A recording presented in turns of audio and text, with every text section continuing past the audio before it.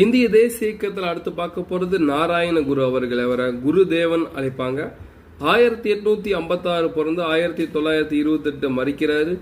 கேரளாவில் ஏழை பெற்றோருக்கு மகனாக பிறந்த நாராயண குரு 1854 to 1928 முக்கியமானது பார்த்துக்குங்க.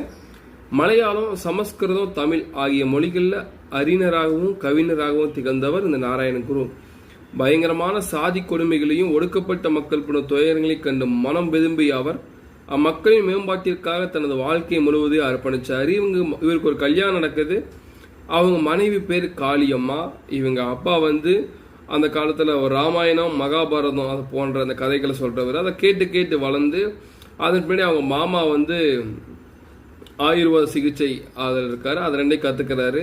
பிற்காலத்தில் இது சம்மந்தமாக நிறைய தெரிஞ்சுக்கிறதுனால அவங்க மனைவியும் இவர் ரொம்ப யோகி மாதிரி இருக்காரு அப்படின்னால மனைவி பிரிஞ்சு போயிடுறாங்க. அதுக்கப்புறம் ஸ்ரீ நாராயண தர்ம பரிபாலன யோகம் என்ற அமைப்பை உருவாக்குறாரு 1903.